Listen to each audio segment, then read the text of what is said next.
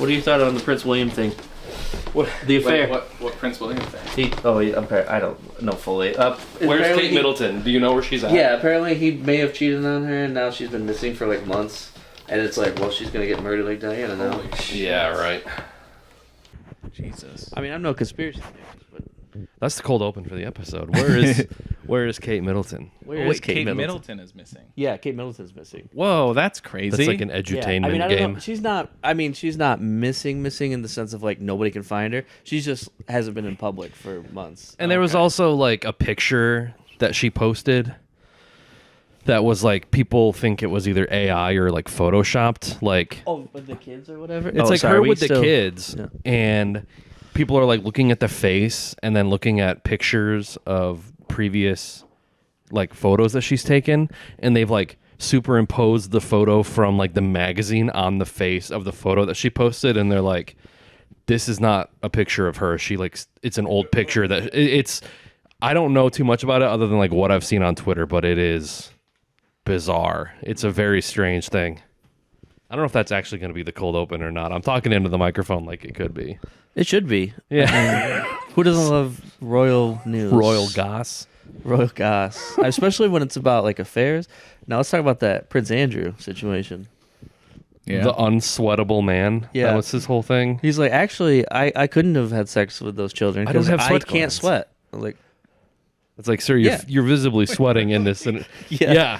No, yeah. His defense. Okay, so I don't keep up on the Royals. Oh, okay. So, this is a Jeffrey Epstein thing. So Yeah. there's a picture of him from like 1998, something like that. With Virginia Guffrey, that's her name. Yeah, and like he's got her arm around her, and he's like sweating, and like, or no, I don't know if he's sweating in the picture, but then like later she said at where that picture was taken at, he was like all sweaty and stuff. And so in this interview he was like, oh, it couldn't have been me because at that time I had a medical condition that prevented me from sweating. So she doesn't know what she's talking about. It's like, what? That's the oldest trick in the book. Oh, what did she say in the testimony? The guy was extremely sweaty. That's interesting because I couldn't sweat at the time. Just like, oh well, we got you there. Yeah. So You're on. You can't sweat. the island of the United Kingdom should probably just fall into the ocean, is what I've gathered. Yeah, probably. I'm issuing a threat. The island of Dr. Moreau. Yeah. Yeah. Or Full of just give it all to inbred freaks. Ireland and let them take over Great Britain. That'd be pretty cool. Yeah. We can see what they're working with. Yeah, or give it to the Scottish. Let them take over the bottom part. Just really get rid of England, I Yeah, guess. yeah, that's And really Wales, maybe. Just because of their languages. Bizarre. Yeah. Yeah. Yeah. I'm just enjoying my good food that I made. Is it actually good? No, I've come around on it. It was just I think the first bite just threw me off. Well, it's like that Some thing kind where you expect it to be one thing, and then when it tastes different, it's not bad, but you're like, this is wrong. Well, I think it's just like there was like too much liquid because Oh. like usually it's comes out as more of like a dry rub, and also this is very green, Right. and usually it's kind of more reddish brown. Meat's not supposed to be green, TJ. No, the rub, not the meat. Oh, okay. That would explain why it doesn't taste good. Much more like a sauce than a rub too. So it's different, but the flavor is there. It just threw me off because it's like It looked and kind of smelled more like Indian food rather than like you were That's making what like I a thought. curry or something rather than. that's why I was like, well, it's good at making rice because it'll kind of Right. act the same way. This But is the Tom Pearl cooking show. It's kind of red and brown, but it's kind of green too. Tom Pearl's the guy who eats his own poo-poo. Oh, cool. That's. Anyway. like legitimately eats his Yeah. shit or Yeah. okay. yeah, it's great. So is he famous for this? Well, I mean, I think he's also a pedophile, so he's famous for that too. I think he was like some like Cool. politician. Like Was some, he a like, politician? I thought I he think was just that's what he some was- dude that someone found on the internet. No, I think he was like some like small time Yeah. politician, like not like I a not wonder like a what his senator. political or party anything. was. poo-poo for all. I know I'm trying to think of like a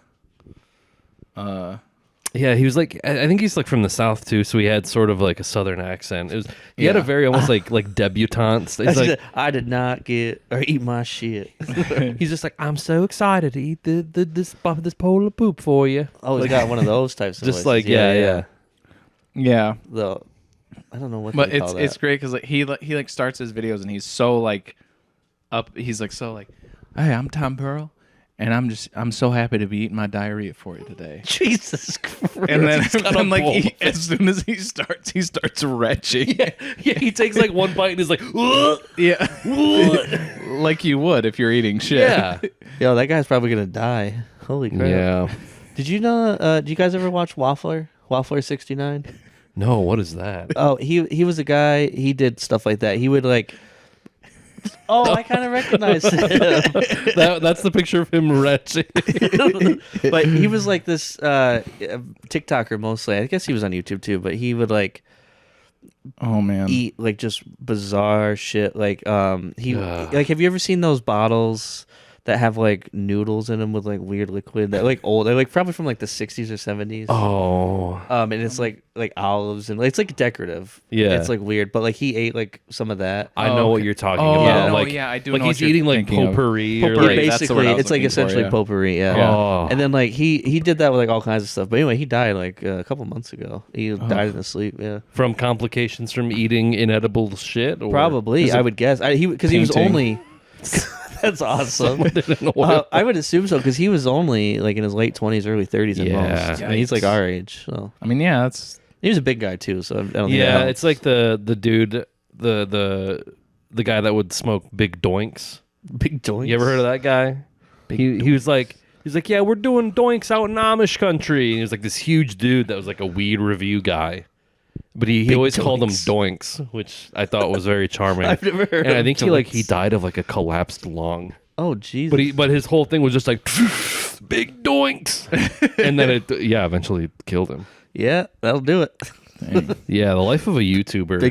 Anything for that YouTube revenue. Like I or said whatever. earlier, like we have like 262 subscribers screaming into the void, but then there's just like guys out there smoking weed and eating shit. It's like maybe that's what we need to do. I mean, I already smoke weed, I so should have cooked up some diarrhea for you guys. Can you imagine that? that's On why you that- want us to eat. You're like, hey guys, try this. I promise it's good. No, it's not bad. Here, I'll pretend The to give some recipe's to a little Kalia. different than I thought it was going to be. What'd you do with that shit that was over there? Oh, that's what it is. Yeah. Now I'm just imagining like if I'd have been just grilling shit on the stove, It would have smelled so bad. would probably. But think of the taste. Yeah. Yeah. This sucks too because when you Google Tom Pearl, there's this one guy his name is also Tom Oh, Pearl, and it's but a he's just LinkedIn kind of like profile. he's just mixed in amongst. This one guy's like nice headshot, Yeah. and then the next one is Adam. Oh, Adam Friedland. Yeah. The Cumtown guys are the ones that found Tom Pearl. Yeah, course okay, they then did. yeah, that makes sense. Yeah. That's where at least I heard about him from. Okay. Yeah, I was trying to find like what I swear I thought like he was some like local like politician guy or something. We'll just say that. I mean, it fits. I think Yeah. it fits the narrative of somebody who eats their own shit. Yeah. Yeah, for sure. I mean, to be Witty. involved in like local politics, you kind of have to be a freak. Yeah, exactly. Yeah. You got to be a real piece of shit to get involved in politics. It's like that drive inside you. It either leads you to like local politics or like eating a plate of your own shit, or both. In Tom Pearl's case, No, I'm sorry. I was referencing that It's Always Sunny episode. I don't know if you guys. It's like it's from the first season. The gang runs for office, and it's like starts with them. They're talking about taxes and all this, and then like Frank's like, "You got to be a real piece of shit to run for public office," and it like then cuts to the three of them, and they're like, and then the cue card hits. Yeah. The gang runs for office. Yeah. Those gags are always the title gags in that show is like perfection. Oh yeah, No, Delete my diarrhea here. it smells. Good. I just said it smells. It smells all right. Don't ask me if it's good or bad. It smells. That's all I'm saying. Okay. All right. Well, welcome back, ladies and gentlemen, to ThereWillBeDuds. This is episode 143, and I'm your co-host, TJ. And with me, as always, I am Nick, and with us today, As always. technically again. True. Almost 2 years after the last time. Yeah. Because it was right after we went to New York, right? Yeah, I guess Was it that was that summer? Yeah. Yeah. Mhm. And you are. And you are? Oh, Ethan. Yeah. Ethan. My name is Ethan. Yeah. I'm Ethan. Yeah, that's what I was waiting I was for. wondering if you were waiting for that. I'm Ethan. Local politician. Yeah. Yeah. Shit eater. Local shit eater. Ethan Torres. Hey, you give me a pile of shit and I'll eat it. That's my guarantee. Who's going to clean up that shit? I'll do it with my mouth. That's what I say. And Ethan did not recommend the movie this week, but it was one that he wanted to be on for. Usually when we Yes. have guests on, they recommend the movies. Right. So it was one that he wanted to be on for. And that movie is After Last Season from 2009, directed by Mark Regan. Oh boy, I should have looked up a basic synopsis. It follows some people who are messing with some sort of like dream thought technology, and there's somebody who's like killing people, and they try to use it to solve the murder. Nick has I have the letterbox description does not help at all. Oh, okay. The end of a season means the beginning of a new one. That theme is not explored, I don't think, in the movie. I don't think so. Absolutely not. No. Two neurology students Okay. create a telepathy experiment together to visualize a murderer who recently knifed another student. The word knifed in there seems it seems a little cavalier for like the murder of somebody. Like you say stabbed or recently murdered, but like he knifed him. Oh, I don't know where they pull. I mean, I guess they never say he's dead, right? I mean, I guess Mike. Well, I mean, I guess it's implied to show Mike's mom and Right. Yeah. and Or he's everything. just invisible. Or he's a ghost. Was or he the something. one? I don't know. That's not clear. That's not clear either. Yeah, that's true. Sorry, Here the it goes. movie's pulled up. Yeah. And this I think my favorite part of the movie was definitely the Parkinson's guy turning out to be a police FBI police an officer FBI guy at the end who. So do we want Crack to the case? attempt to explain like what this movie even is? Man, I think we got it. Yeah. I mean, I guess that look at the pair of shoes in the background. I've never noticed that. Yeah. There's just a pair of shoes. Every time you watch this, it's you discover a new thing. How many times have you watched this? This is the second time. This is the second time, and I'm discovering new things. I cannot get over the MRI machine being made of paper. It's crazy because like they built a framework for it, right? Right. And like Why it's not, like just paint it? do a little more work to paint it. Yeah. To make it look Get a like little gray more spray legit. paint. You know, like you think of those old Hollywood sets from like those 50s B movies where it's like it's clearly just like a cardboard set and they have like little buttons and lights that they attach to be like, oh yeah, we're on an alien spaceship or we're in some sort of futuristic world. This is just it's and have you confirmed that like it's got a $5 million budget? Is that true? No, I did see something about it having a budget. I think it was this movie. Yeah, we gotta. I want to check the Wikipedia article. Well, like it said, like shot on Aeroflex, 35 millimeter, like that shit alone is That's probably yeah, maybe because not 5. Yeah, okay. When you Google 5 it, million. Yeah. yeah, when you Google it, it says I don't know where the stats are or the I can't think of the Yeah, word on I'm looking for, but Wikipedia it says a $5 million budget. Oh, there's an interview with him from Filmmaker Magazine. So this inexplicable movie cost $5. Like, what did he dump that $5 million into? Well, so apparently, at one time, there was a huge conspiracy theory that this movie was made by Spike Jonze as a joke. Because like nobody can find the director, apparently, or something for a long time.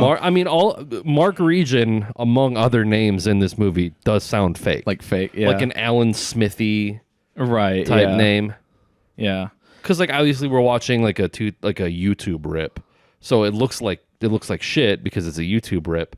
But like, again, they shot this on film, right? Like 35 millimeter. Oh, okay. And yeah, it could just be because it's a YouTube rip, right? Maybe that's part of the reason why at least the visual quality is so bad. Yeah, that's because true. It's on YouTube. It doesn't account for the sound, which is well. That's like the $5 million budget. It sounds like shit. So it also looks like people have speculated that it was a money laundering scheme, and that the actual budget was way more likely. Yeah, that it was the budget was like 30 to 40,000, but he put $5 million to launder the money. Oh, I like that. So. Because apparently the director, this is on Reddit, so who knows how accurate this is. The director had admitted to it or something at one point, or admitted to that. When is that from? Like 40,000. This is from 4 years ago, so I don't know. And again, it's Reddit, so yeah. And this guy's also like a real estate guy, of course. So there's an interview with Filmmaker Magazine. And yeah, it's like, do you have a day job? He's like, I have a regular job like a normal person. That's a fun addendum to that sentence. I have a normal job like a normal person. I'm not an alien. I'm a business manager at a real estate business. Yeah, all of his answers sound like fake. Because like the interview says, what led to your decision to make this particular film, and what ideas informed its production? Do you have any particular filmmaking influences? I have watched many types of movies, from dramas to thrillers to action movies.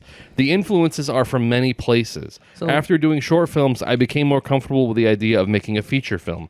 I also had been working on a screenplay for 2 to 3 years by then.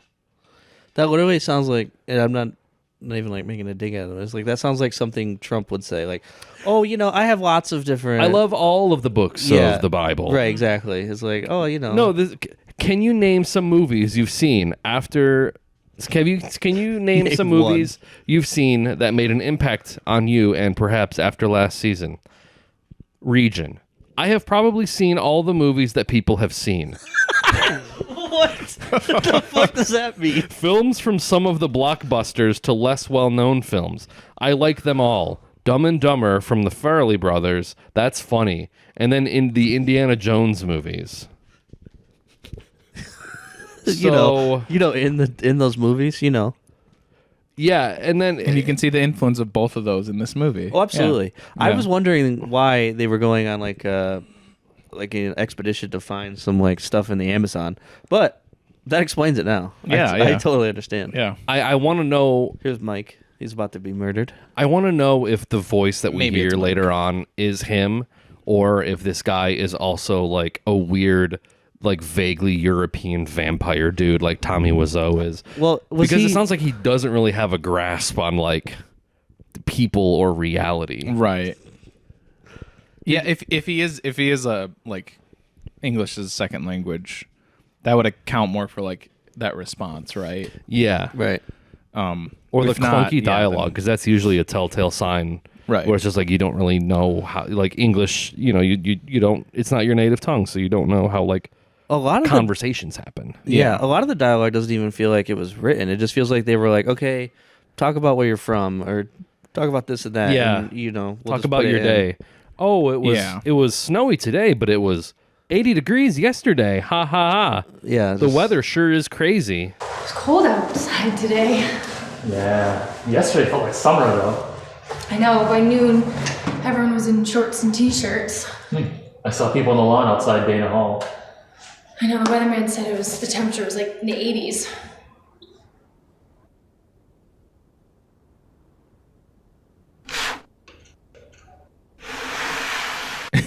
Yeah, that weather conversation was crazy. Or was that the same conversation where they talked about the towns that they lived in and where they visited? I don't think so. I think it was a different one. That was also bizarre. Just like, so, I've been to that town, but I've driven through it.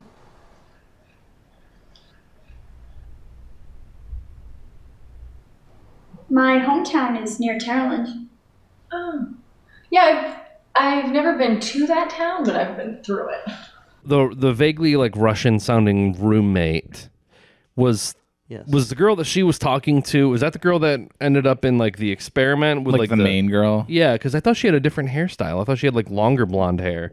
There was another blonde-haired lady in this, and it might have been her. It's like the first apartment scene, I think. Yeah, right? Yeah. I don't think we ever return to those characters. Definitely not the Russian girl or whatever. No, the one roommate comes back one more time, or maybe twice, I think. The main roommate. I don't. You're asking me. I don't remember. I mean, I guess. I wasn't asking, but yeah. This just guy. kind of Okay, so yeah, positing. So what's his name? Brad? What's it was like Matthew Her name was Andrews Sarah. and Sarah Austin. So Matthew. So he's One of the worst actors I've ever seen. So I'm just, we're recording this as we're watching it on mute on the TV, so we can kind of see everything. I'm trying to piece together what could possibly be going on. It's like this doctor, it's something about brains, like being able to. I think it's just setting up that they're in neurology. I guess I think that's what it is. It's just a very long setup, so you think it's going to be more about this, but I think ultimately these first couple scenes, like in a normally paced movie, this would be like 5 minutes. The opening thing where it's the Parkinson's guy getting the MRI, them talking to the doctor about the MRIs, and then this guy getting killed. Right. That's like your opening scene, right? Yeah. That's all kind of like condensed, and it's kind of setting up the action. So I think that's what it is. I think it just, because of how slow it is, it feels like it's going to be about this specifically. Yeah, and it almost feels like it's like 4 different scenes put together. Yeah. Even though they're all involving the same people carrying on the same conversation. Mm-hmm. Well, it's like they move the tripod around every time they like go to do another take. Like, I don't know if the director thought that like, okay, like we need the camera to move. We need like the audience. There needs to be some sort of movement so the audience doesn't get bored. But then it just creates this off-kilter, uncanny feeling where like you'll see there'll be 2 people talking to a person there. It cuts away. He's doing the Arthur. He is like the Arthur the Aardvark. Yeah. Again, that's a genuinely creepy shot of him looking into like the dark hallway thing. Oh yeah, and this lady too. That's not the same as the roommate, is I don't it? think I don't so. think so. No, she's a different woman. Oh no, she's just okay. Again, like some of this stuff feels like it's setting up more prominent things because it's like she's the character that you normally see for 2 seconds, who in any other movie they're stumbling upon a dead body, and all that you would see in another movie is a person walking down the street and then that they see the body. But here you have to have them talk about something first that has nothing to do with anything, and you never see them again. Yeah. Right. Yeah. Oh, there she is. Here's the Russian woman. Yeah. So okay, let's look at her can of like Sam's Club branded soda or something. Yeah. So is this the girl that discovered the body? I was thinking That's a different woman. It's a different person. That's definitely a different woman. I forgot about her. In my head, these two were the same person, and then she was talking to a blonde girl. I thought that Dang. too. No, because the blonde girl comes in here. The main Sarah comes in here for a sec, or maybe it's not this scene, but it's another one. She comes in and like grabs something and then like leaves again real quick. What's like the quickest Mandela effect something has ever given somebody? Because this movie has already given me like Mandela effect, where like I misremember. We're like collectively misremembering something we saw an hour ago. I feel like I've got it done fairly well. I don't know. That is true. You did figure out the plot halfway through. You're like, come on, but then they do the rug pull and it's like a dream sequence, and then it's just like, what is happening? Oh, there's her cool radio. I love that line. The cool radio. radio. It was like a radio from like Yeah, there we go. 1993 with like a timer taped to it. Yeah, look at my new clock radio. No, like I mean, watching it, it's coming back to me. I just like I remember that other I remember her now. When we were talking about this scene a few minutes ago, I was thinking it was the blonde girl. Oh yep, so that's one where she comes in, grabs something, and then leaves. There's the main character, but we're just gonna stay with these people. I think the strangest part of I think most of this is the sets that is particularly like where the institute is and their apartments. It's a vacuum, and like it's just. Like it looks like an abandoned house that they put paper on the walls to hide. It's like insane. Like I said, there's like they couldn't have big rooms, big empty rooms. It's like you couldn't have used somebody's house or anything. Again, like taking it at face value and not assuming that it's a money laundering scheme. Sure. With a $5 million budget, it is insane that they don't have. He didn't, because like there's a bunch of credits that roll at the end with like the normal type of credits that you see in a movie. Just with the additional like 30 seconds of blackness in between the sections. Well, that previous section of credits was a dream sequence. These are the real credits. Oh, it's all coming together. Yeah. But presumably with a $5 million budget, and it's not just a guy and a camera. Again, presumably there's like a crew. Mm-hmm. I mean, I feel like this is said about every bad movie. There's a whole crew, and no one can recognize that. Like, hey, this looks kind of weird. Exactly, right? Especially the set. It's one thing to not be able to recognize if other people are acting bad. Normal bad. Houses. Yeah. Like the exteriors look fine, but then why can't you just shoot it in somebody's house? Like if we had to shoot something, like, guys, we're making a movie right now, us with no money, and we need to shoot a scene of two people talking in their apartment. Oh, well, we could just shoot it here. We have a living room, right? No. There's an abandoned building down the road. Let's shoot it there. And they're like, well, yeah, but won't that just look like an abandoned building? It won't look like an apartment. They're like, no.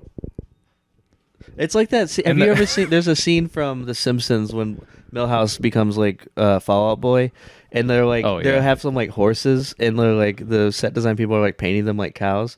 They're like, why don't you just use cows? And he's like, don't look like horses. On TV, you got to use cows. I don't know. It reminds me of that. It's like, that's just not how it works. Okay, well, I found so on Wikipedia there's a premise section. It's not synopsis.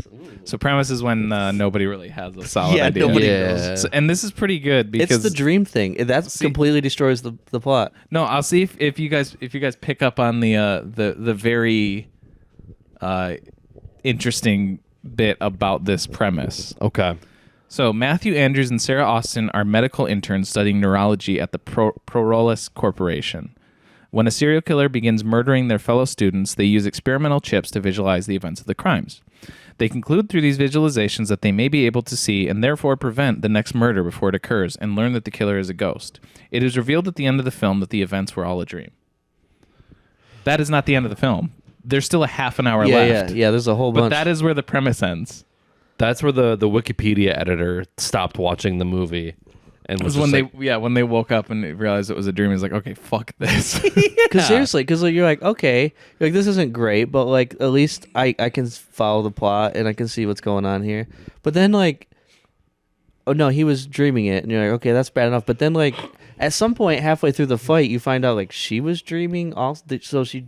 Something, remember, like, she was like she was just like, because then she's like, what? And then you hear the voice, and then she's like, Matthew, she's like looking around for him, and then he's like, yeah, well, I'm here. Did you hear that? So like they both, I don't know. Then the crazy thing is like, okay, all right, they're dreaming all this stuff. Sure. Oh, there's a weird invisible ghost murderer. And it's like, oh no, that was a dream. Okay. Yeah. Right. Cause like, yeah, it's an invisible serial killer ghost. So it's ridiculous. But then it's like, no, the weird part about the dream is real. The weirdest aspect is the real thing, but he's not the killer. That would be weird. That would be weird.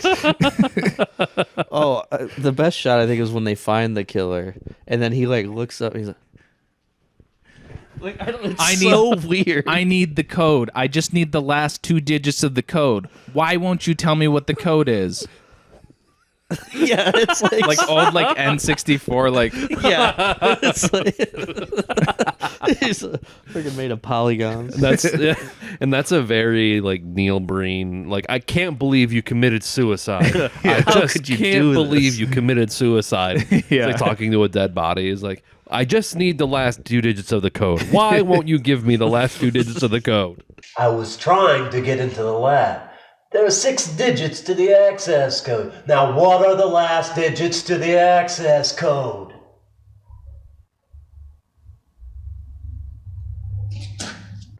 There's a lot of stuff on the Wikipedia because it also talks about the production. It says principal photography took place over 5 or 6 days in one house. And I'm like, house? I don't know about that. Okay. And then it says, according to Region, the film had a budget of $5 million, with $30,000 to $40,000 spent on filming, and the majority of the remaining amount spent on the film's animated neural visualization sequences. You gotta be kidding me. You got ripped off. Those are some of the worst effects I've ever seen. You can go to fucking Fiverr and get that for couple $100. Now, to be fair, this was 15 years ago, but it's still bad for even 2009. Yeah. Jurassic Park was like 1994. No, true, but I mean, not that everything has to be at that scale. Right. Yeah. But in 2009, like consumer grade, like I don't know how old Blender is. Like there's a free powerful piece of software called Blender where you can like, you can kind of learn the basics. Like I could make whatever we saw in here. I could watch some YouTube tutorials and make that in Blender. For I swear to God, free. this scene started 15 minutes ago. This is insane. What about next week? Is Wednesday a good day? Wednesday I have something in the evening. What about Tuesday evening? Around 7 p.m.? Yeah, 7 sounds okay. Okay. I'll see you 7 o'clock, Tuesday the 11th. Where? How about Tuesday? Does Tuesday work? Can't do anything Tuesday. How about Wednesday night? No, I can't do Wednesday. How about Thursday? Yeah, Thursday works. Thursday. Well, where do you want to meet at? It's like, good God. I cannot believe that he spent like $4 million, like 400. There's no way. There's $440 million on that. There's no I think even if I don't think it's people possible. if he got some dudes were trying to rip him off, right? Some people he's like, oh, I need somebody to do CGI effects for my movie. Okay, I'm gonna look this up. And even if the people who did it were like this shady group and they were trying to rip this guy off, I can't think anybody would be like think they would get away with that. They're like, okay, how much do we think we can? They're like, this guy seems pretty dense. Like, how much do you think we could charge this guy? $4 million. Nobody would think that. They'd be like, $500,000. Right. Something like that. that. Something reasonable. Yeah. It's like the scene from The Nice Guys when they're thinking that they're gonna try to hustle Amelia's mom, like the politician. Oh yeah. And she starts writing down a number. She starts writing like that's what $20 I was thinking or too. $30,000 on the check, and then Ryan Gosling's like, we can maybe do it for $10,000, and she stops writing and she's like, you guys drive a hard bargain, and like she was gonna give them way more money, but it's like the reverse of that situation. Yeah. Where they're thinking, all right, how much can we can we get like 20-30K off this guy? And like right before they're gonna like offer their price to try to rip him off, Mark Regan's like, how does $4 million sound? Yeah, exactly. Sure. It's like, wow, okay, I mean, you're trying to lowball us here, but $4 million, I think we can get it done. We want to help those young and up and coming directors, Could be the next Quentin Tarantino. Although 15 years to wait between films is a long time, so. Okay. Mike? Sorry. Oh yeah, that's the Mike part. I swear and that this guy who is that the doctor from yeah, the that's first the doctor. scene? Okay, all right. I swear that the beginning of this scene is like reverse or something, because she's standing at like the edge of the stairs and she's got the picture and then she backs up and then puts it down. It doesn't make any sense. Like nobody. She had a stroke. I would not be surprised if Mark Regan like read about that in like a filmmaking book. Some great movie that it's like, in order to achieve this shot, they actually shot it in reverse to make it look like I think we were talking about like Memento, like at the beginning, something about like the way that like the bullet spins on the ground and then goes back up, the way that they like do it in reverse. Like I don't remember specifically, but like Christopher Nolan was like, yeah, I did this like really specific thing to achieve this effect. And like I think he blew on the bullets or something like that to give him that spinning effect. Mm-hmm. And like Mark Regan read that and was like, oh, okay. Like you can film stuff backwards to give like a cool effect. And then for this movie, he's like, what if she just like very weirdly backs up and like picks something up off the floor? Oh, there's the random patient who The can't lady lift who- her arm. But then Yeah, later yeah, we that's find right. out Ken. So good for her. Oh yeah, that's right. Yeah. That's her only two scenes. It's like, It's like representative of something. is like- that Sarah in the background, or is that a No, different I don't woman? think so. This is the one that I was talking about that I thought was. She's the one that's in the- Veep, I think. Oh, really? Okay. She's like She got lucky that she didn't have any speaking roles. Because like you look at the IMDb of this movie, and I think maybe 3 or 4 people actually have like photos. The rest are just like the default. I was gonna say the doctor. I just still say this doctor's probably the best of the cast. He's okay. Like he's. Yeah. I could see him on like a TV show or something. Like you Sure. know. Yeah. Do you think when Mark Regin sold them real estate in like part of his fee as like a real estate agent, like it's like you signed onto the papers and like it included a clause that you had to be in like his weird ass movies. So like all Maybe these give him a people, deal. yeah, all of these people are people that have like bought property from Mark Regin Yeah. and now they're just like forced to be in this weird thing. That sounds like a Nathan for you like Yeah, it idea. does. Or what was the name of the new miniseries he did? Oh, the rehearsal. There we are. It's like sounds like the Yeah. rehearsal or something. Yeah, that's true. Yeah. The plan is this. Let's talk about that instead. That's way better. Man. One thing I do want to touch on, and I think when we pulled this movie, you kind of brought it up, that there's like this sort of reevaluation or yeah, I can get to interpretation that. of this movie I've heard on that. Letterboxd, that some people think it's like, you know, if you watch it with a certain like subtext in mind, or you just watch it and think that it's all like dream logic, it's actually really good and like Lynchian. And I think we need to put like an embargo on people describing things as Lynchian, because Yeah. it's just like if it's slightly weird, they're like, "Wow, man, this is like David Lynch made this," and it's like, no. I could see somebody saying that about this because it's very dreamlike and it's kind of about dreams, and dreams I feel like specifically I think I said are that what twice during the movie. what Lynch I'm not saying it's goes good. No, I'm right. just saying like that seems like maybe he's going for some sort of style like that, Like, or I could or see not, it. and it's I could just see an attempt poorly done. like you know? that's what's being made or whatever. But yeah, there's some people that and I like usually I like to like credit reviews. I feel like if I do, it's just gonna sound like we're just dogging on this person. So I don't know if I like want to, but yeah, maybe not. but it's basically they're saying like they say everything that is shown appears to be a distinct choice. It's also, I'm paraphrasing here. I read this. It's also clearly intentional that it creates a frightening, nightmarish alternate reality, one that reflects the headspace of its inhabitants. No piece of paper or cardboard box or haphazardly placed chair is there by mistake. Everything was placed in perfect disorder. It's fun. It's fun to think about it that way. It's fun to think about it that way. I'm not but gonna say that it's well done, but I do get the feeling that it was intentional, just with how many shots of just a brand like a shelf. Like you wouldn't just leave that in there. Like you can't be that bad at making this movie, right? Like that has to like he must have meant for that to mean something. It either Maybe. means something or he's filling time or it doesn't. to make.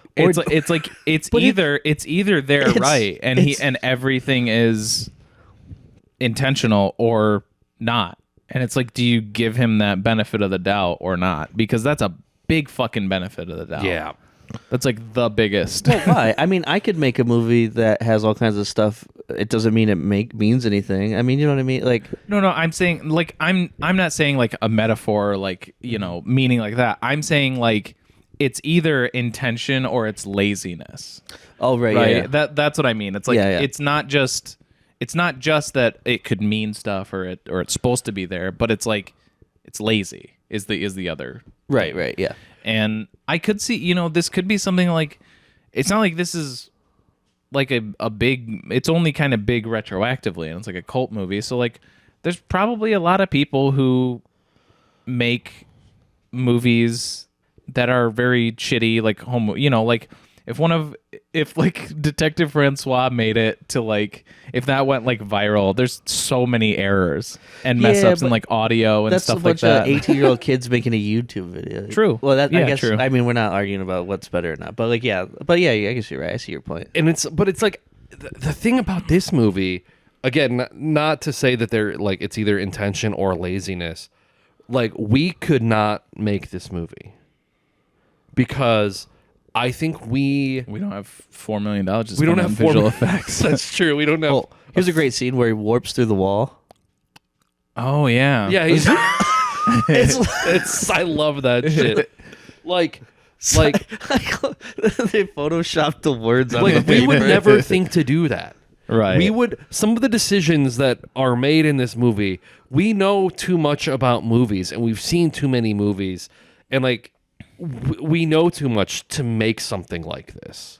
Like we could never naturally make this because if we tried to make something off kilter and weird, I feel like it would come across as like it wouldn't be as bad as like those other movies, but it'd be like those, you know, like Sharknado 6. Like they're trying to cash in on that so bad it's good. Like we'd be more self-aware or whatever. Yeah. So like I feel like I don't know if it's Lynchian, but there might be some legs. Well, no. I guess what I'm saying is there aren't legs to like anything deeper beyond like incompetence. Yeah. Right. Because I don't know if he's thinking about it in that way. And here, the difference between like me and the people who think that it's genius is like, even if it is intentional, it doesn't make the movie good. No. It's still like dumb and boring and slow. And like the only like enjoyment we got out of it was like, the dude getting hit by the chair. Yeah, that was awesome. pretty funny. That was my favorite part.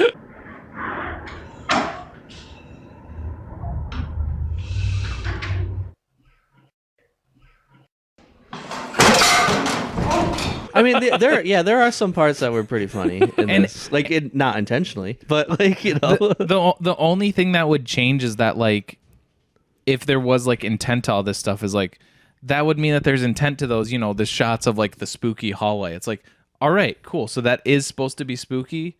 Good. All right, points. Then okay, I'll give that to them. There are some effective shots in that sense. Yeah. But like, that's it.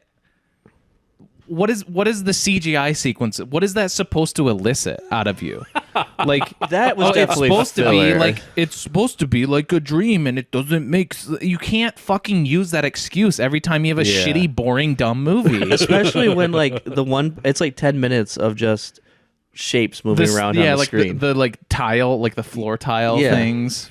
It's like and moving around, nothing's happening, and it just cuts back to them. You don't like, at least here in like these early ones, you get. He's like, okay, imagine a shape or something, and you're like, okay, you're following what you're seeing. It doesn't look good, but you're okay. He asked her to do this, and now it's morphing into this other thing, and then they talk about it afterwards, right? But then there's that segment where it's like the floor tiles and shit, and there's no dialogue, and they never elaborate on it or touch on it. Right. So why the fuck is it in the movie? It's stupid. Well, and like what they could have done, and what I feel like they sort of alluded to was like at the beginning, the shapes are very simple. She's like, yeah, it's a circle. Okay. It's a sphere. It's a square. It's a rectangle, whatever. Yeah. And then it becomes more like Vector Man. Like you see like the guy with the knife, and you see the two bodies, and it's like, oh, okay. It started out as just very, very basic shapes, and now it's kind of taking form, and it's like, it's not great, but it's a little bit more defined than these other just like random ass shapes. And then we get the one where it's like the sort of rendered woman who actually has like facial expression. Like she has not expression. She has a face. She has the singular expression and the singular line of dialogue. You could tell she was a human. Yeah. I also like when she threw the blocks at the one. Ping. It's like, okay. And then they're like, oh, there's somebody behind the wall because she's throwing a cube at the wall. And he just phases through with no face. She's throwing objects across the room. What's in the corner? Do you see a hand on the wall? No, I have limited view of the wall. Yeah, there's someone else inside the room. Who else? I don't see anyone.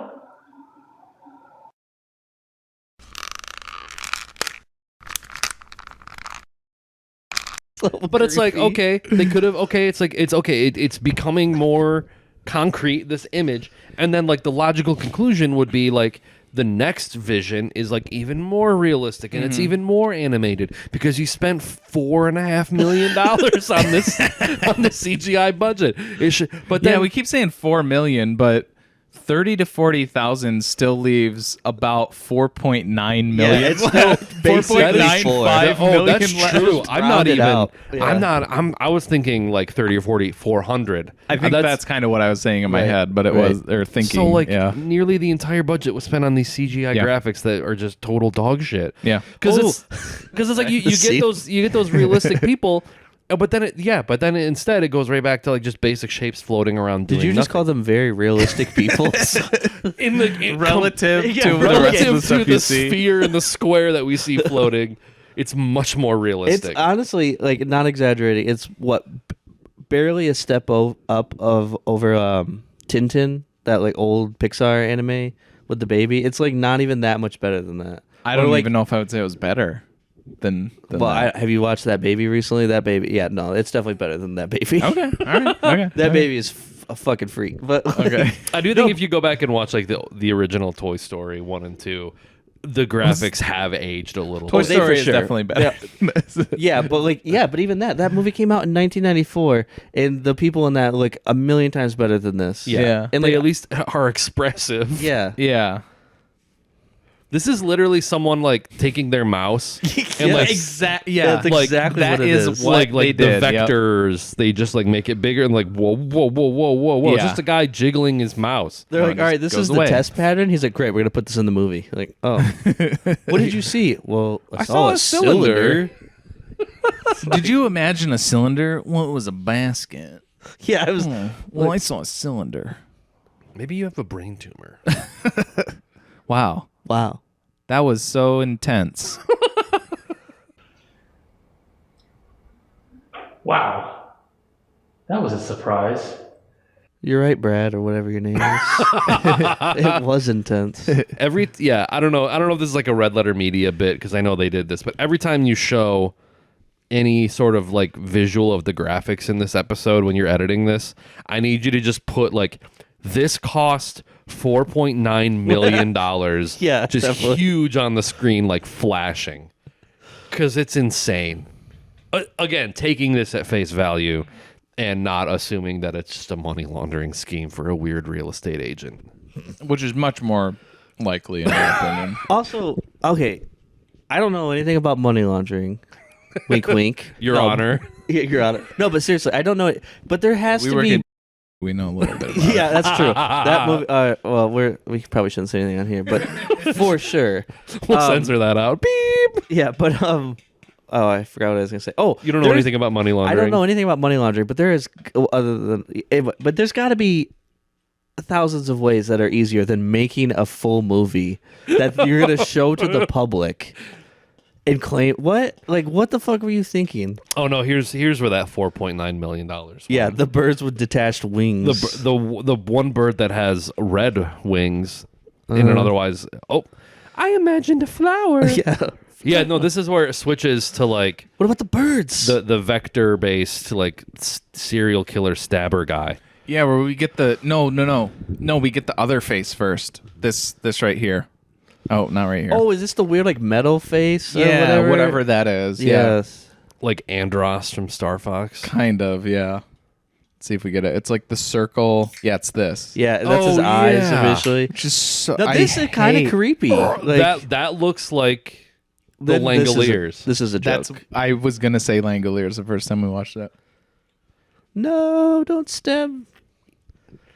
Yeah, because she's clearly like distraught by seeing this. The one time anybody, it's either she's like distraught or she's like acting, or she has like a series of huge ass floodlights opposite her, and like Oh, yeah. that's why they're kind of like squinting the entire time because it's just like.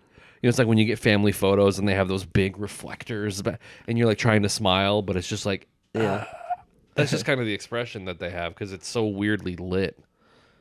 It also doesn't make any sense that essentially they started this experiment saying that if you visualize something, I can see it. So it's like a way to communicate telepathically. But now apparently she's getting premonitions through this that she's seeing future murders. Right, that's so it's what like, I what? did not It's follow like, at aren't all. aren't you imagining Like, this? and it's like just because they did see the person stabbing the other person, it's like, oh, this must be a vision. It's not just like you're thinking about it. Right. Yeah. It has to be like It has to be that you have psychic powers. Nobody can think of somebody being stabbed originally. It must have a reason. No way. That's the best shot right there.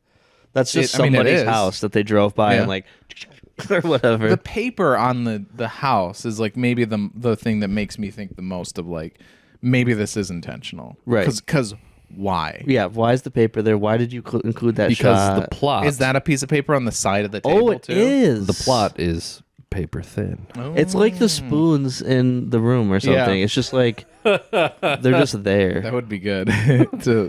Okay, here's our refrigerator. And like they got magnets on the fridge with no paper. Like that was your opportunity. Holy shit, like, dude. what are you doing, guys? Oh my god, I didn't think about that. This podcast is basically us discovering like the subtext, genius of all the other things that people on Letterboxd are talking about. Yeah, it really does take a second watch through, I guess. You know, I disagree. This movie still blows. So. That's what I mean. Like people, like that's where I don't gel with, and there's I think paper on the that door. it's like it's There's bullshit. paper behind the thermostat. Oh my god. Sorry. I'm sorry, TJ. Go on. It must have something to do with like maybe that's also part of the vision. I don't know.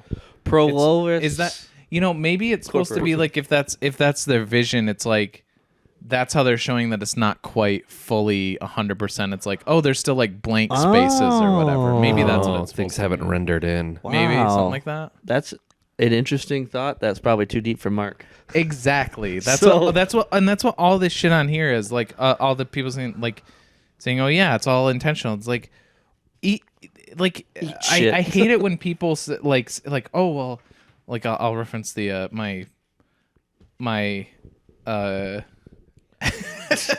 Hey, you are not a For the cameraman. audio listeners, the cat has jumped up onto the couch where the camera is, and I'm is checking your focus. Oh yeah. yeah. He's like, all right, sounds good. Yeah. Simon. In action. what are you doing, bud? Simon. What you doing? Oh, here's a good. Oh, scene. Careful. That's the battery to the camera. Hey, hey. So this is the Simon, scene come here. with all these blocks, and then one just starts going rogue and Come here, bud. going everywhere. It's like He's like, oh, this is like one of the I'm scratching myself. Oh, it looks like he's like coming. Oh, He's like, okay. where's Sarah in this scene? They don't show her. yeah. She's under the table blowing him. Yeah. I was going back to my Shath and Tango review on Letterboxd, where one of the reviews or one of the responses said that like, oh, the fact that this movie elicited such a response out of you means that it's means something. I don't remember how they phrase it exactly. Like it has some sort of inherent value because it elicited. Because it made me mad. And so and I don't that's the thing is like I don't like people are like, oh, it's intentional that it's disorienting and it doesn't make sense. Like I don't care. Like I don't think that there's any fucking weight behind that. I'm like, no, I hated the movie because it sucked. Like it's bad because it's bad. And like, oh, it's supposed to do that? Then fuck them. Fuck the director if that's the intention. Is this worse than the Tree of Life or no? I don't know. What are you asking? I mean, yeah, that's a better made movie. Like, I don't know. I always just when I think of what would I watch again? I don't know. When I think of movies that are just oh yeah, you don't like gel this, with Terrence Malick. Yeah, it's Terrence. Or I just think of Terrence Malick just like. I mean, that's the only doing. Well, no, I saw The New World. That one was all right. And the third, I just didn't really like normal. Yeah, I just didn't really like Tree of Life, but I thought New World was fine. Have you seen Days of Heaven? No, I want to see that in Badlands. I'm really interested in those ones. Days of Heaven's pretty good. It's a good Richard Gere movie. Yeah. I mean, he's not one that like I fully count out. I just don't like Tree of Life. Yeah, yeah. She's not in focus at all there. I don't know. Like, I mean, yeah. If I was forced to. Maybe I would watch Tree of Life again. I mean, there's part of me that's kind of curious. There's the fact that you have to think about that is quite the telling. It's like that's quite an indictment of like. Yes. Well, I mean, there's movie. stuff to like laugh at in this. It's like the Tree of Life isn't fun. That's the thing with bad movies is like, sure, even though most of this is boring and dull or whatever. Oh my god. There's some bits it's the to Elon laugh truck. at. Yeah, it is. Yeah, it is the Cybertruck. That's the Cybertruck. Yeah. I'm sorry. That's the Elon. It's like I saw this great movie. It was called After Last Season. You really should check it out. the conceptual designs of the trucks, and that's quite good. Is he German? Is he I was trying to do like a sort of like South African. He has a weird accent where it's like South African, but I feel like there is some German in there. Oh, really? I feel like he sounds like a straightforward American, but just kind of weird. He's been here a while. After last season. Do you know about human trafficking? Great movie. Cybertruck. Right, we used to watch 90 Day Fiance. My wife, so she loves that show. But like, just it's like one of those shows you watch because I don't know. It's just one of those. I watch plenty of trash TV. Okay, cool. Yeah, you were Don't just make me justify myself. You were just talking about Love Is Blind like 2 episodes. I've heard great things about that. I kind of want to check it out. Yeah. But anyway, there was this couple where the man was from South Africa, and they went to go visit, and the woman had like a 10-year-old boy, and like there's this scene where they're like driving around, and he like asked the kid, he's like, "Do you know about homelessness, my boy? Do you know about human trafficking, my boy?" And it's just such a funny like out of context moment. He's talking to this like 10-year-old kid, and he's explaining to him like what's happening on the streets. It's just bizarre. But I like. Do you know about human trafficking, my boy? That's funny. Speaking of human trafficking, the building where this business that they work at looks like the type of place where like you would go for a job interview to get human trafficked. Oh, for sure. You remember Sound of Freedom? It's like the beginning of Sound of Freedom. Yeah, this is the Proloris Corporation. Yeah, your interviews right in here, and you're like, this looks like an abandoned warehouse. It's like, nope, this is our area of operations.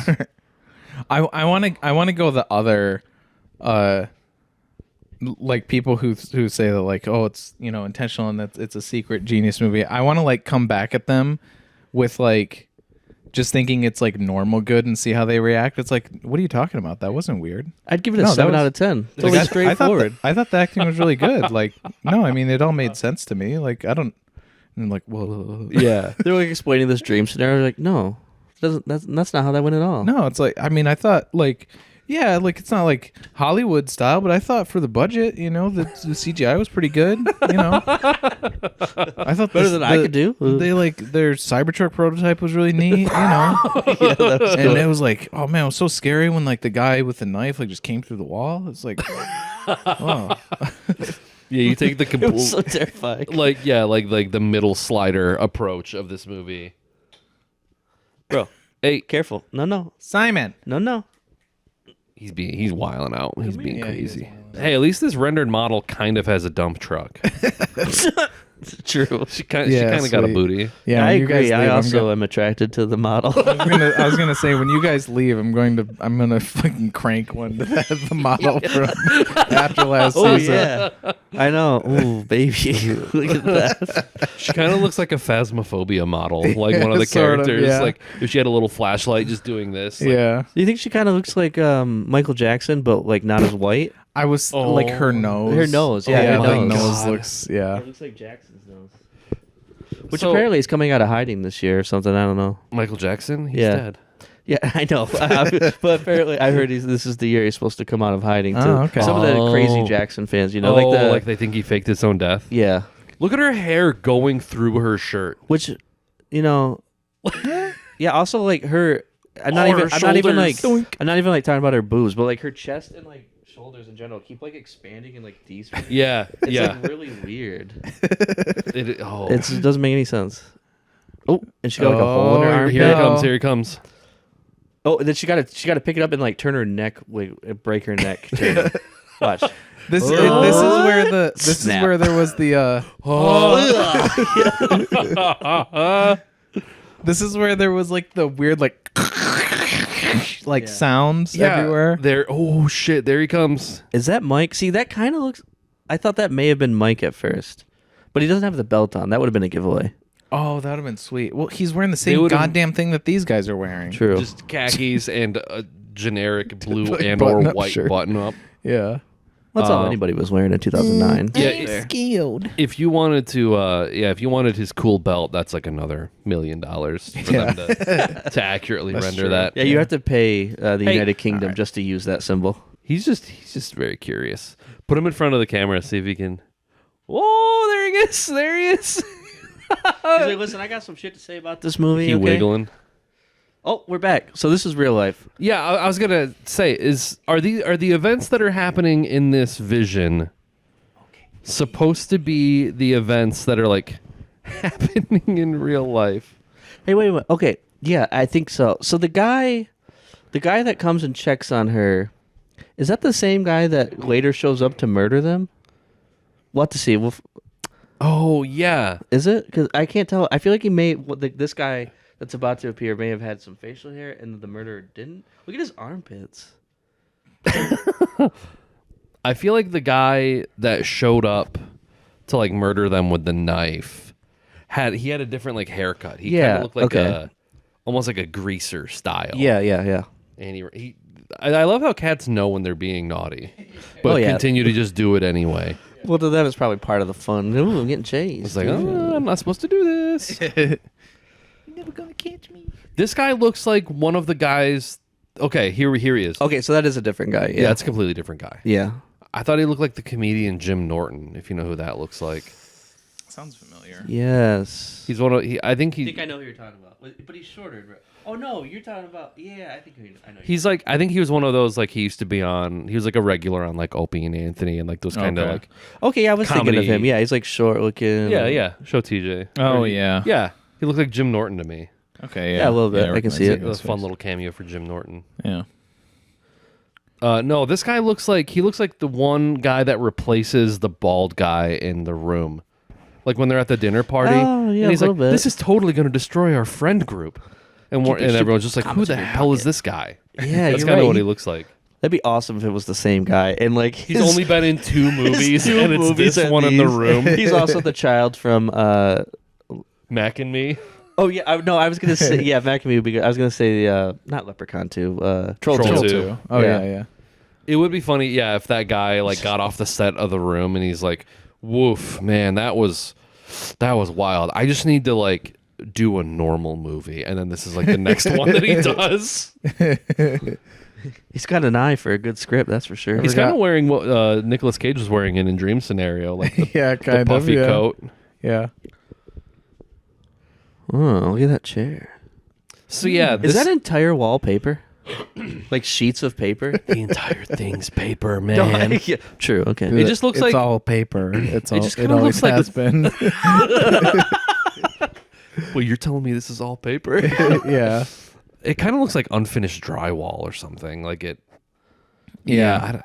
It's like they got permission to film in like an unfinished construction site for like a corporate office or something. I don't. Yeah. I bet that's what's happening. I feel like this is under construction or renovation. It's like, look, you can see power like cord. You can see the extension cable. Yeah. See, second And viewing. the- viewing. You start to pick up on this stuff. Well, and a lot of the lights, you could see like the shadows. They look like those type of like lights that people use for like working on cars and like that is hang. true. Like that one, you could see like the kind of the little light cage. That, like, that's definitely like when you're working in a place that doesn't have power yet and you have to supply your own power. Those are the kind of hanging lights. Oh, they're fish. Okay. Yeah.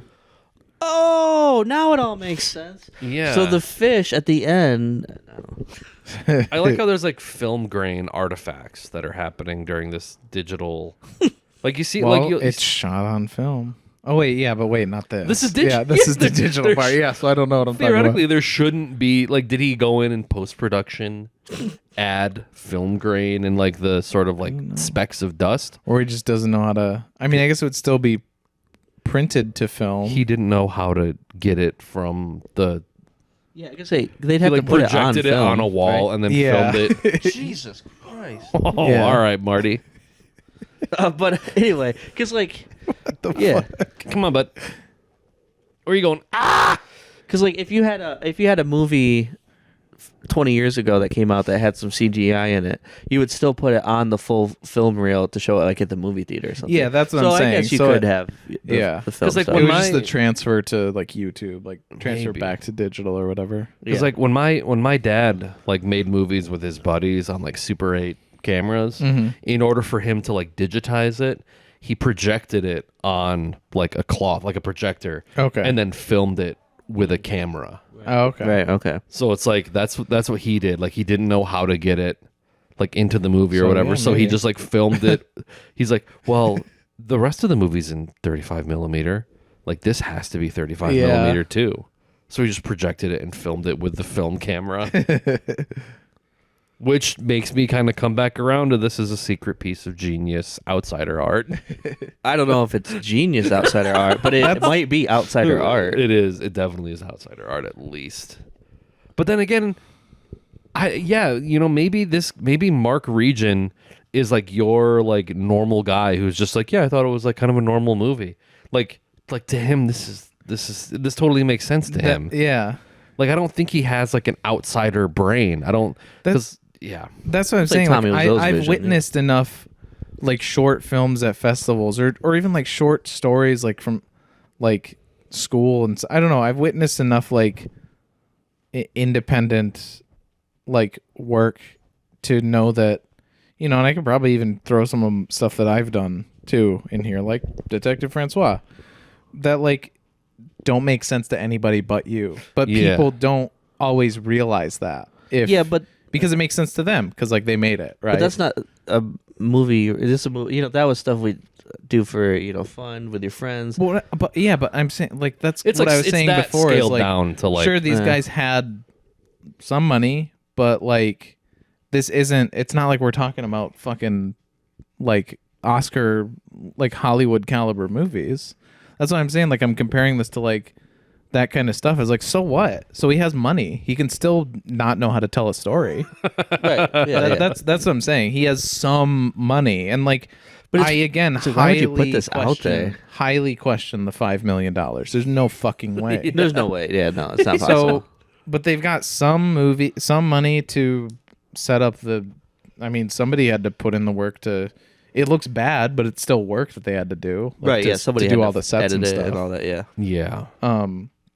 Again, that MRI machine, they were basically 90% of the way there. They just had to paint it. Like, they did all the hard work with it. Mm-hmm. Just like, get some, like, some plaster of Paris or some just... Is that the MRI machine right there? It could be, you think actually. They just like, vertical? Put it vertical? It could be, yeah. It kind of looked like it, yeah. That would be incredible if they repurposed it as part of the set. Okay, here's the stepping stone bit.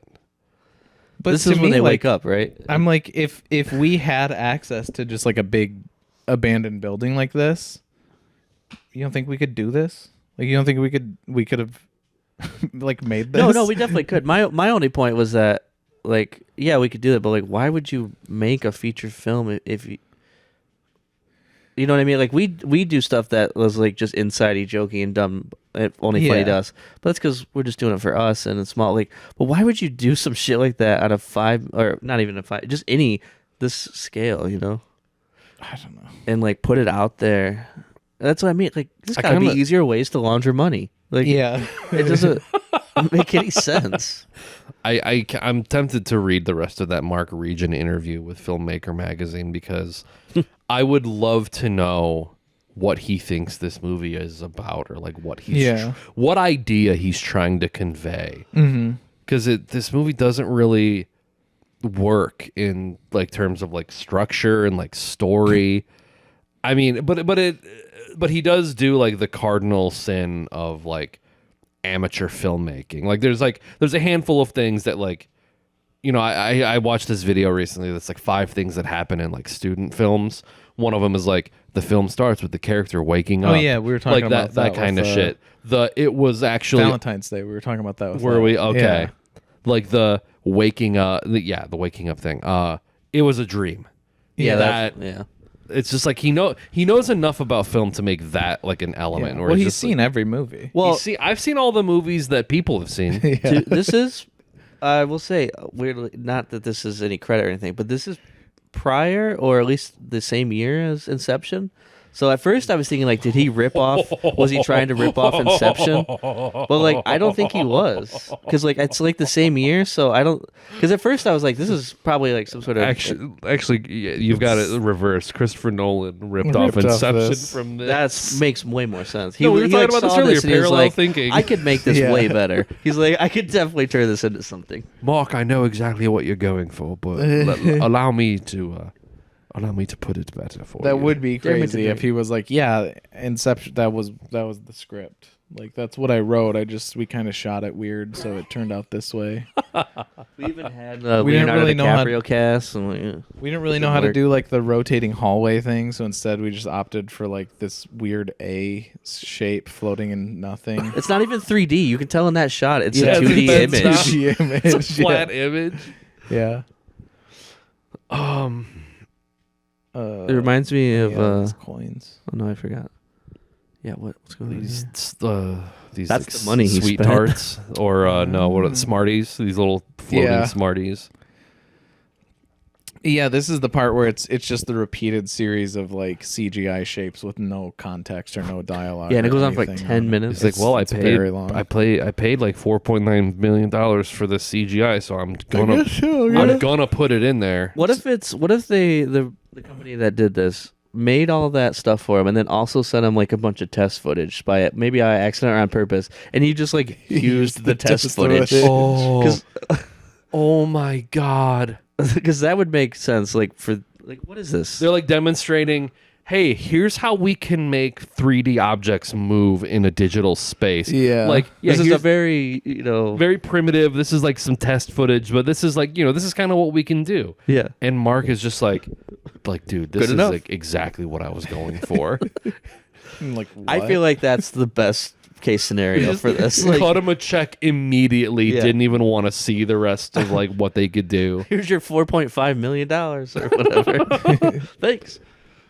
Or no, that's where the actual 30 to 40,000 went. Was See, this shit almost makes me think that there's the because it's like everything is so static in this movie that when the camera moves, I feel like your brain, the people you've watched enough movies that you're like, oh, this is something different that the camera's doing, and you want to like think that there's more thought put into it. Or something's gonna happen. Something is now. going to happen, and then nothing does. Yeah. You're like there's arrows pointing, and then the camera kind of does like a again. It's sort of like that shot from Mulholland Drive when they're pushing in on like the corner when like the monster from Winkies comes out. Like it has that unnerving like push, and then it just doesn't resolve anywhere. yeah, this is probably the most incompetent movie I think I've ever seen. No, that's what I was gonna say. Because go ahead. But. Because like even the other big famous bad movies have a level of competency that, like Tommy, The Room's not perfect, but I don't know. There's like an attempt at a plot. It still follows the sort of like and the sets aren't great, but they're sets. You can tell like they were actual sets that people were working and stuff. Whereas this is just like, dude, compared to the bizarre. room, like this compared to like the room sets blow this movie out of the water. oh yeah. Well, Psychology exercise. Oh, the thing no. is That actually that, was kind of a good reveal. I actually like that part because it was like you're like, killer's the outside killer's the right door. outside the door. Yeah, But then they don't like react to it like hardly at all. you're right. They're just like, oh, Yeah. I love this guy. Yes. I think this movie's better without the sound. And I'm not even making a joke. No, because like then you don't get the reveal that it was a dream. Then you just like watch, and then it just continues. Sure, and you're like, oh, okay. It's like the was that Darren Aronofsky who did the black and white Indiana Jones? Who did that? Oh, no, Steven Soderbergh. Steven Soderbergh did like that's this movie on mute. It's like a completely different experience. Yeah. Although we haven't really talked about the sound in this movie, which is it's very clear that they recorded with like the room audio. Yeah. Because there's like these little digital audio artifacts that you can tell they're running some sort of like noise canceling program because every time the character, it's like either silent or when the character speaks, you can hear like traffic in the background. I think at one point there's like police sirens that are happening. So we went to the restaurant across the street because the other one had closed. The student discovered dead in the downtown apartment? Yep. He was living in my dorms. I found a place outside campus. Well, we don't operate on live patients. That doesn't happen till residency. You can't. You couldn't have waited to do like I said when we were watching. It's like this is a very first take movie where like it's like they do it once and there's just like a bunch of shit happening, and they're like, hey Mark, do you want to run that again? And he's just like, no, perfect. But if you shot it on film, he probably doesn't have the, it's like, well, there's limited film. We're printing this to like a physical thing. We can't just like, we're not recording to like an SD card. Yeah. So it's just like, nope, we got it, because otherwise we have to keep printing this film. What was I gonna say that? Oh yeah, about it being like, this is so stupid. I'm sorry. Again, the movies that we watch on YouTube, like the golden media stuff, it's just ruined my kind of the golden. Is that like actual good movies? No. Okay. I thought maybe it was like old classic movies that are. It's ruined my scale of what a bad movie is, because now I'm like I would not say this is the most incompetent movie I've ever seen because of those movies. What was the one? Like there's He Drives at Night was pretty bad. That was bad. There's there's so many movies on there that like are to this as this is to The Room in a way. That's amazing. Yeah, that's amazing. In terms of like competency, like sure, it's hard to parse and like there's a lot of stuff that doesn't make sense, but overall, when this movie ends, you can understand the general plot. There's a serial killer. They're doing this weird like mind experiment that's also them dreaming most of the time anyways. There's a ghost. Apparently Mike is a ghost or something. I don't know. A lot of the characters don't really matter as much as like they get screen time for, but by the end of it you're like, okay, I kind of get what that story was. Yeah. But then you have movies like He Drives at Night, Twisted Minds was pretty bad. Twisted Minds was a good one. Shade of Grey. Are these all on YouTube? Yeah. Yeah, so what we haven't done Drive. We haven't done it in a second, but it used to be every Wednesday night after the episode would air on Twitch, we'd go on YouTube and like Golden Media is like this YouTube channel that has a shitload of movies, all of like varying quality. Like there's one that we watched that has like Sean Astin in it. Yeah. Like Kate McCucci, who's like she's in part of that Garfunkel and Oates like comedy girl ukulele band. Is she the one with the blonde hair or the darker hair? The darker hair. Okay. But like, so it's like there's movies like that are just kind of like, that was like one of the good ones though. That's one of the better ones. That one was like Nick mostly pretty competent. That was like a better one. And then there's like the New Zealand Santa Claus one that we watched. Oh, you know what? I don't know if I have that on here, but you're right. Yeah, it was like, oh shoot, I forgot to put that one on. But like and then there are some are like 80s, 90s action movies that aren't very good. But yeah, some of the wants, so you get them. Yeah, some of the stuff on Golden Media, is just like completely incomprehensible, but it's like someone who made it and like I don't know like the standards to get onto like Amazon Prime and other streaming services. And that's like my favorite one, Book of Secrets. That movie fucking rules. Which apparently that dude is like he's in a I Think You Should Leave skit. But anyway, that's what I mean. That like to any other normal person who doesn't watch that kind of stuff, it's like this is the lowest of the low after last season. But then like somehow I dug further. So this is bedrock, and then this is the void underneath the Minecraft world. So like Oppenheimer's like, let's say the top, and then like you got like other stuff, and then other stuff, and then it's like you got like the Room, Troll 2, and then you got another level. You got this, and then there's a level below that, and then one below that even. Well, is that what you're saying? Maybe just one more. Maybe not. There's maybe not. I mean, that's amazing. It's hard to really. I don't know. Think about it this way: if you're doing like a bad movie iceberg list, The Room is at the top. Right. Yeah. And then that's are above like the surface. Several. This is like I feel like it's The Room and Troll 2 are like the sweet spot of like good enough. But bad enough at the same time to like that perfect blend. You can watch The Room with your normie friends who like don't really know that much about film and filmmaking, and they can be like, "Oh, I get why this bad movie is funny." Right? Like it's unintentionally funny. Right? Where like stuff like this is like just a few layers below. Where like if you showed this to your friends, they would just be mad that you showed it to them. Right? It's like The Room, everyone can get in on it. Everyone can riff and make jokes. Yeah. Like that. That's it's a crowd pleaser. But then you go a few. And then it's just like I'm just actively pissed off that like, you this just movie is get bad happening movies right now. Yeah. This would be like halfway down the iceberg, and then those ones would be like and then those like that. the free YouTube ones are just like maybe a little lower than halfway. I don't know.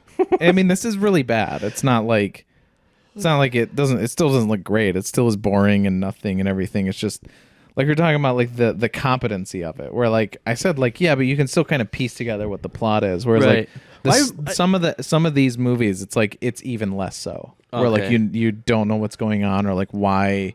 I think it's the technical side for me that is so awful. Oh, I mean, most of those same they deal. have. Well, yeah. I mean, but like, do they all? Do you see a lot of movies that have like the lighting that is this bad? Because like, I've never seen lighting this bad. That's what's different. It's like when this is over, we can like show you the trailer for Book of Secrets in particular, where like I guess the difference there is like it's more recent, but it like I feel like the video quality is about the same, but at least like when they're like supposed to be somebody's apartment, they do just shoot in an apartment. Like I was saying like earlier, like why don't they just shoot in a house if they're trying, not here because they're at the institute or whatever, but like when they're supposed to be at somebody's apartment, why don't they just film at somebody's apartment? It's like that's the difference, I guess, which like makes this movie like even more confusing, is like those movies are terrible, like even worse, but they do just shoot in normal locations. Right. Sorry, there he is talking. The my favorite character. Oh wait, here to watch the.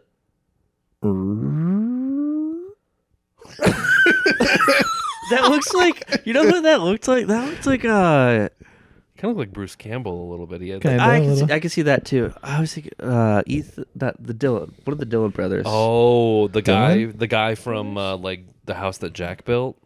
Matt Dillon. Yeah. There's something about Mary. Matt Dillon. Yeah, okay, that's Matt Dillon. Yeah, he kind of looks like Matt Dillon, don't you think? Like just his face a little bit. I suppose. This guy rocks. I know. This is definitely. He was like, I'm going all out for my performance. Okay, wait. We gotta see where he gets the chair thrown at him. Yeah. Come on. And they're not even looking. They're like, how did he? Boom. He like catches it. Yeah, he does. He does catch it. Yeah, he does. It was still good. The like loud like dong. Yeah. When it hits him was good. Okay. Oh yeah, and then they cut back to him on the ground. There's so many fucking times. Yeah. Like, no, don't worry. He's still knocked out. He always looks like confused. He's always like, what? Is that like a person on the ground over there? Don't you think Pro-Rollis Institute kind of sounds like prolapsed anus? That is what like I think that's why it's so weird to me, is because like I keep hearing like prolapse. I know, I keep hearing like Prolapse Institute or something. I wonder if this is COVID related or not. Oh, I feel like I was gonna say something like yeah, and again, like we're kind of dogging on the sets because they're like totally bizarre. If there was like any sort of cinematography whatsoever that was like anything that was beyond just like super wide static shots, you could like almost fake it. Just like you get that like really shallow depth of field where you're just like close up on the characters that like you can't see the hanging like the stuff like the, what would you call that? The rafters or whatever you want to like say. The unfinished building. Yeah. I think I remember like you could cheese it a little bit by doing close-ups, following like over their shoulder. Yeah. Like them sitting It'd be at the so easy to sitting across a table from each other, over the shoulder, shallow depth of field, so you can't really see like the random shit on the wall behind them. You could almost do it. Yeah. I remember Ralph the Movie Maker in his review, there's a part where he does that. He puts like the black bars on the top and bottom, and he like color corrects it a little bit, and it's amazing how much better the movie looks just by doing that. Like all the scenes look normal. I gotta watch that video when I go home tonight. It's good. Yeah, you should watch. I used to really like Ralph the Movie Maker. He's okay now, but like not to get into it too much, but it just sounds like he doesn't like that what he does. I agree. Like it feels like he doesn't. He'd rather be making movies, and he's made a few movies. Yeah, he has. Yeah. But I think he says at the end of this, I always liked his point on the end of this video, because he's like talking about, he's like I can't believe this fucking movie was made. He's like, this is so stupid. He's like, but you know what? He's like, the point is, he did make a movie. He's like, so if you're trying to like, he's like, just go out there and do it. He's like, because this guy did it. So yeah. True. Even though it may have been a money laundering scheme. True. You too can launder a bunch of money and make an incomprehensible film if you want. They need the money first. It's like they shot this in like a church basement, like an unfinished. Yeah, that's what that like definitely. all these chairs look like. Yeah, it's like Saint Rose. Yeah, like they're like we keep these in storage for like the fellowship hall or something. All three of them. All three of our chairs. Is it frozen? No, it's not frozen. It was literally stuck on that shot of chairs for like 10 seconds. Like the holes in the wall up there too. Yeah, this is just an unfinished building that they're in. Aren't all hospitals like this? Do they all look like this? Yeah. With electrical cords running around the floor. Yeah, paper everywhere. I was like, oh, all I can lift is this ruler. I'm looking for some strings. That's in the what I was just looking for. Yeah. I'm trying to see if I can see him on the shadow. Maybe that. Well, that's where all the CG went. Is they CG'd remove out the strings. the fish, yeah, fishing line. Yeah.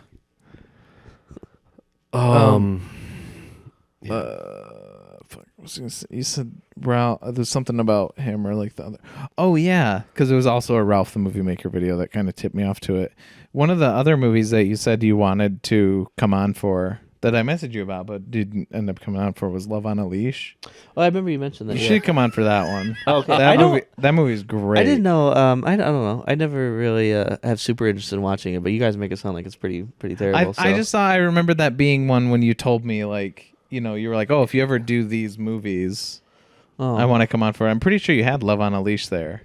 And that's why I messaged you about it. Oh, okay. Maybe. I don't remember ever having a particular interest in that one. I just meant like compared to this, it's pretty good. Love on a Leash is a masterpiece. It's a lot of fun, yeah.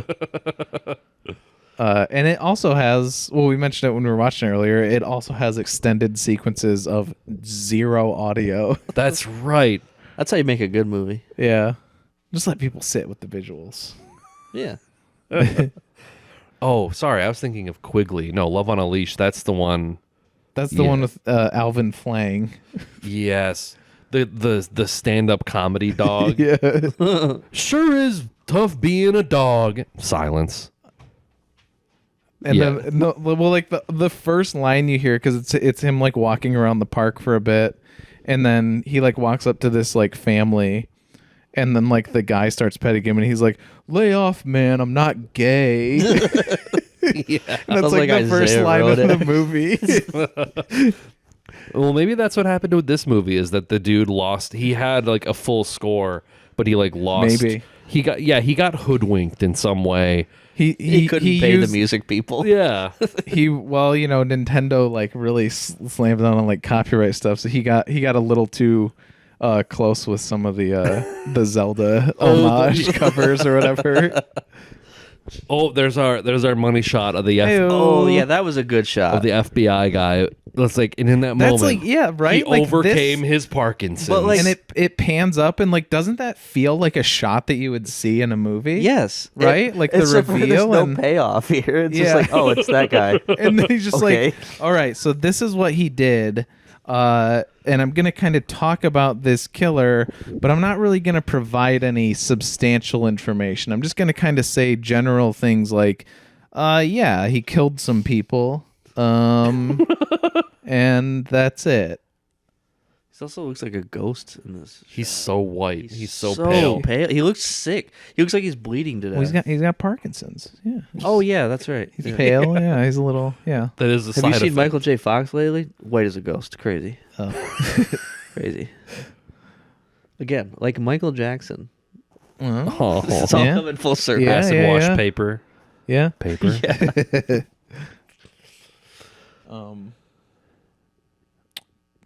We get the let's roll into dud scores. To dump this bitch. I'll start and say that it's probably a dud.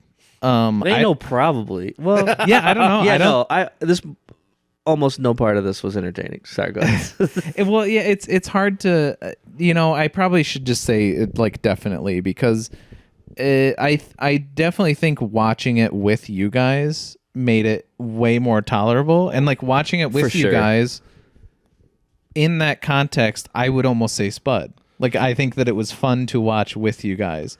But if I'm thinking, like, if you're... And I guess that's really, like, that's the best way to watch any of these, whether it's a Spud or a dud. Ben and Arthur, which is my favorite one of these that we've watched, I think that, or Who Killed Captain Alex, are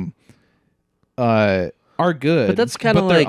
Isn't that kind of like campy, Who Killed Captain Alex? Yeah, like, I mean, on purpose, it's kind of like, it knows what it's self-aware. It is a little different. A little bit. Yeah. Yeah. Kind of self-aware or whatever. Yeah.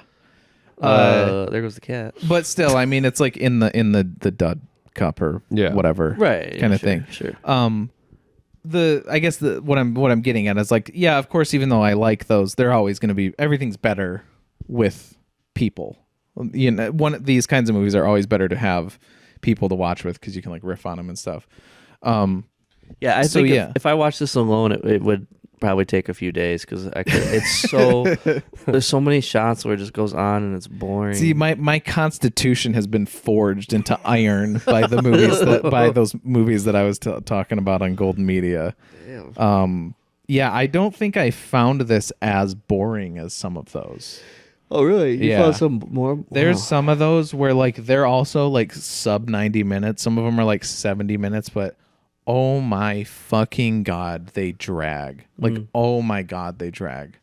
And not that this one doesn't, but comparatively, it's okay. But yeah, so long answer short. It's still a dud.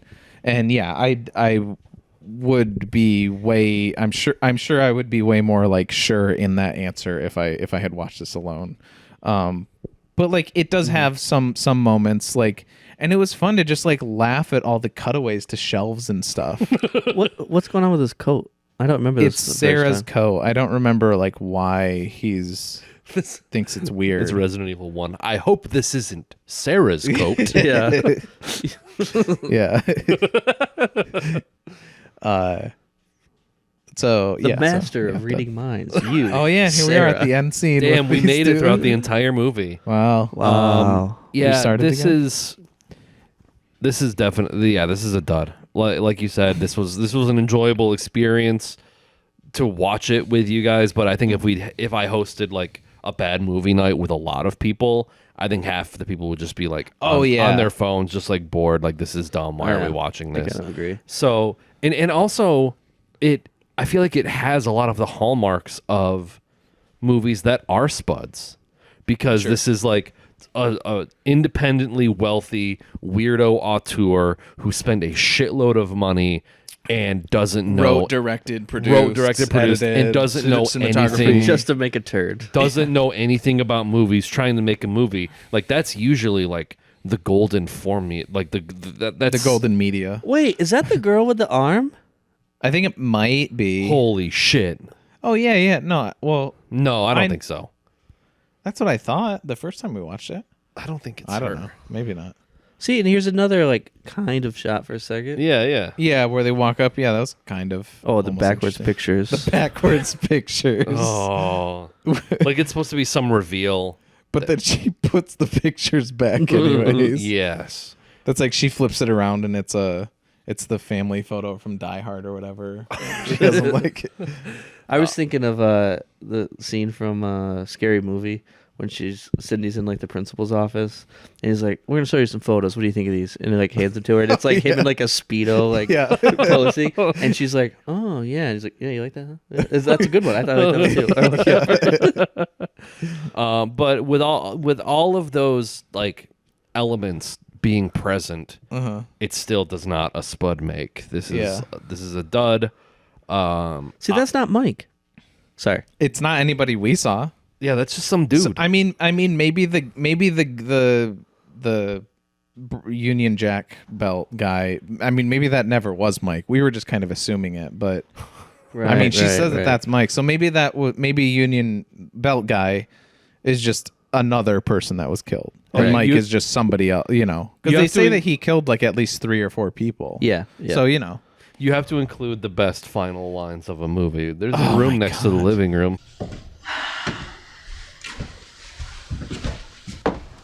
We have a room next to the living room.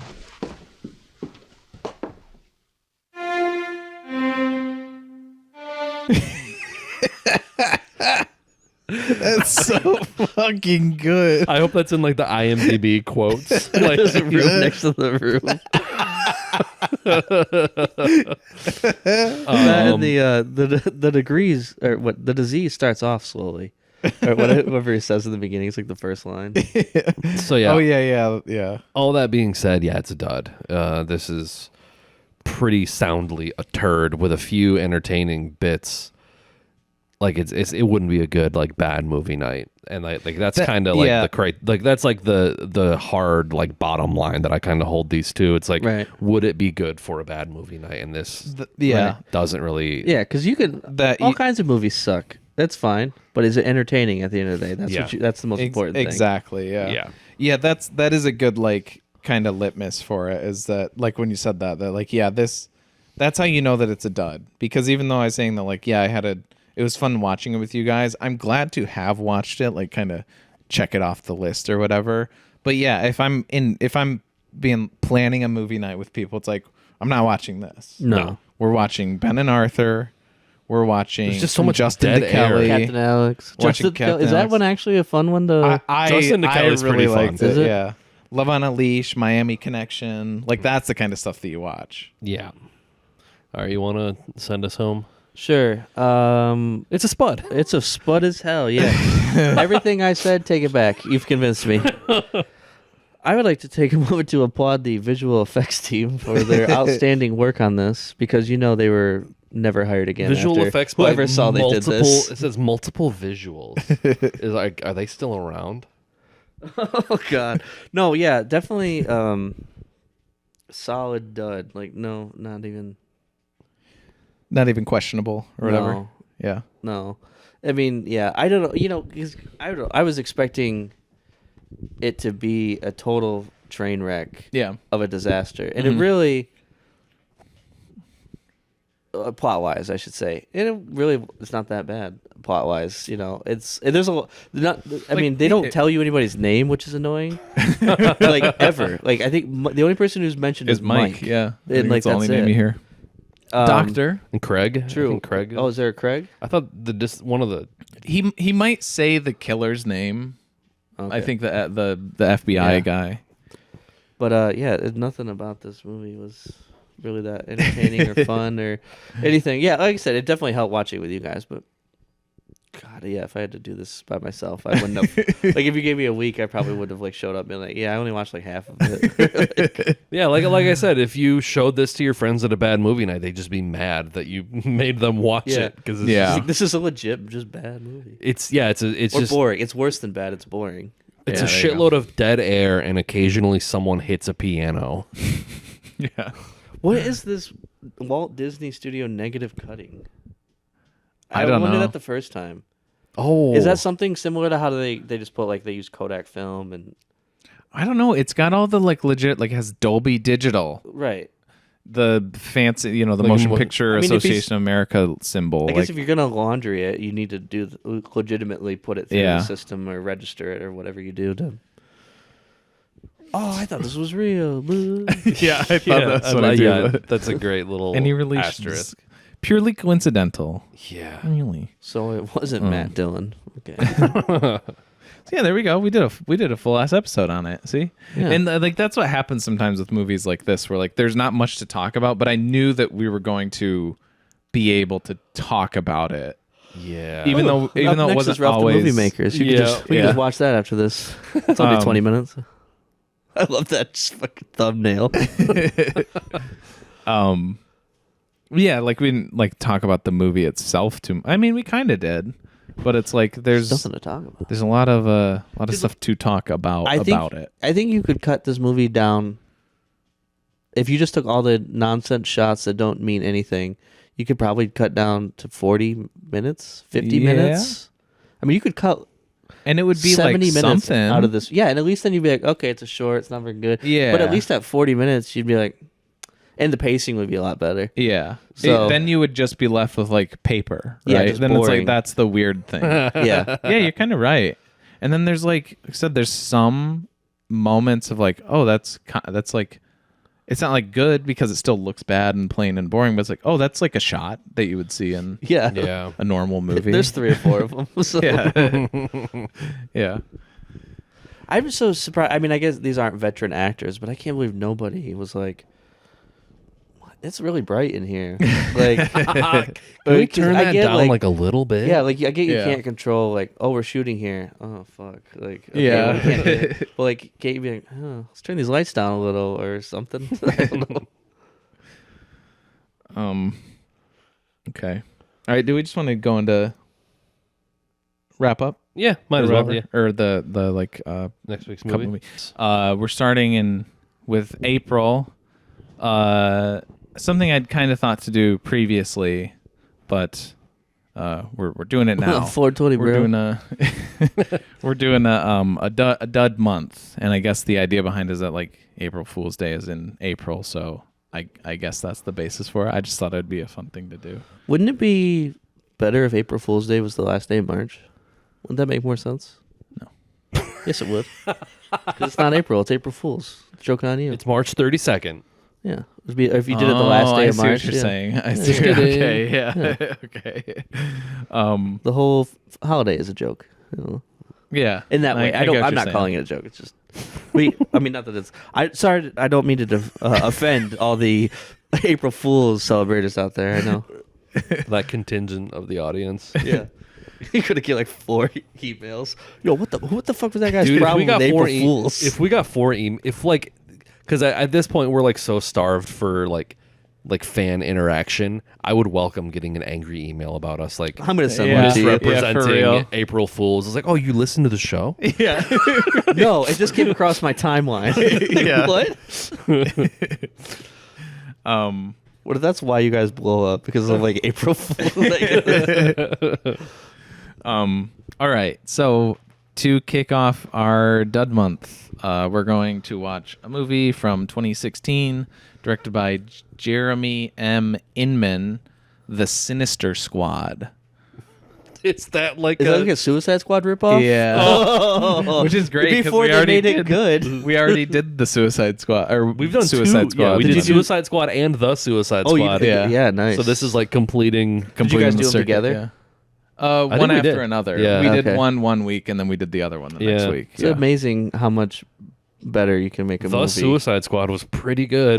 I think it's I love it. awesome. Yeah. In particular, what was amazing about it was like John Cena. I think is like I just feel like John Cena finally found his niche in Hollywood of like When like kind of yeah. like that like overly serious kind it of was just like, a bunch of well written characters, and like Yeah. his turn into like kind of one of like a villain felt so natural. and he's the so build-up. funny too. Like Yeah, he is. I always think of the scene where they're like gonna raid the compound, I think, to save Harley, and they're like talking, and he's like, all right, he's like, I'm ready to shoot the first person I see, which is only, I'm paraphrasing, but he's like, which is the only person I see, the secretary or whatever. It's just so funny.